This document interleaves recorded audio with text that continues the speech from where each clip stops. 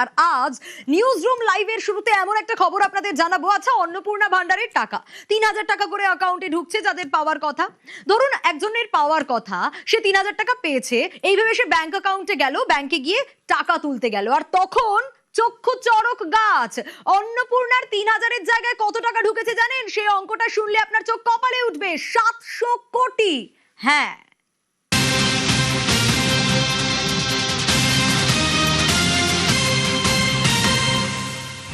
হ্যাঁ ঠিক শুনলেন, অন্নপূর্ণার ৩,০০০-এর জায়গায় অ্যাকাউন্টে যখন চেক করতে যাচ্ছে, টাকা তুলতে যাচ্ছে, দেখছে ব্যালেন্স, ব্যাংক ব্যালেন্স হয়ে গেছে ৭০০ কোটি টাকা। এই ঘটনা কোথায়? জলপাইগুড়ির ময়নাগুড়িতে। মহিলারও চক্ষু চড়ক গাছ হয়ে গেছে। শান্তনু রয়েছে আমার সঙ্গে। শান্তনু, এ তো সাংঘাতিক বিষয়, মানে এই টাকার অঙ্কটা ১-২ কোটিও নয়, ৭০০ কোটি। যখন ব্যাংকে টাকা তুলতে গেলেন এই মহিলা, তখনই কি জানাজানি হলো? কিভাবে ঘটলো এই ঘটনা? দেখো, মহিলার মূলত যে ব্যাংক অ্যাকাউন্ট রয়েছে তার ছেলেই দেখাশোনা করে, এবং তার ছেলেই কিন্তু মহিলারকে সঙ্গে নিয়ে আজ ব্যাংকে গিয়েছিল, এবং সে ব্যাংকে গিয়ে ৩,০০০ টাকা তুলতে গিয়েছিল। কারণ তার ছেলের দাবি ব্যাংক অ্যাকাউন্টে রয়েছে ৩,২০০ টাকা।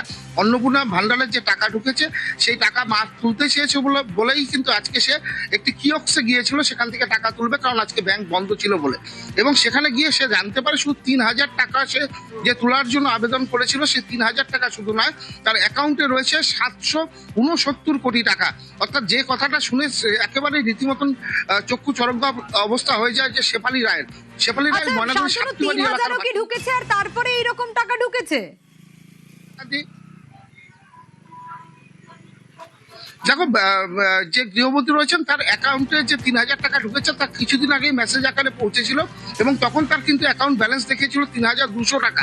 সেই কারণে আজকে তিনি তার ছেলেকে নিয়ে ব্যাংকে গিয়েছিলেন এবং ৩,০০০ টাকা তুলবেন বলে গিয়েছিলেন, এবং ব্যাংকের যে আজ বন্ধ থাকার ফলে যে কিয়স্কে গিয়েছিলেন সেখান থেকে টাকা তুলবার জন্য, সেখান থেকে তাকে জানানো হয় তার ব্যাংক অ্যাকাউন্টে শুধু ৩,২০০ টাকা নয়, রয়েছে ৭৬৯ কোটি টাকারও বেশি টাকা। অর্থাৎ এই কথাটা শুনবার পর রীতিমতন কিন্তু চক্ষু চড়ক গাছ হয়ে যায়। পরিবারের রীতিমতন উদ্বেগের মধ্যে পড়ে যান তারা, আতঙ্কের মধ্যে পড়ে যান তারা, এবং কি করবেন ভেবে উঠতে পারছিলেন না। আশপাশে যারা বন্ধু বান্ধব সকলেই কিন্তু এর উত্তর কোনো কিছু দিতে পারছিল না। সেই অবস্থায় তারা একেবারে নিরাপত্তার অভাব বোধ করতে থাকে। কার অ্যাকাউন্ট, মানে কিভাবে এই টাকা এলো জানতে চাইবো। শান্তনু সঙ্গে থাকো। এবং যেমনটা তুমি বলছিলে যে এই মহিলার অ্যাকাউন্টে দেখভাল করে তার ছেলে, দেখি সে কি বলছে। মা অন্নপূর্ণার টাকা উঠে দেখেছে, উঠেতে গিয়ে দেখে যে অ্যাকাউন্টে যে এতগুলো টাকা ঢুকছে। তারপর মা দেখি তো অবাক, ফ্যামিলি যাতে সুরক্ষিত থাকি এই জন্য আমার কমপ্লেন জানাইলাম। এখানে ৭০০ কোটি টাকার মতো মার শুধু অন্নপূর্ণার ভান্ডারের টাকাটা ছিল। ৩২০০ কয় টাকা যেন মার অ্যাকাউন্টে ছিল।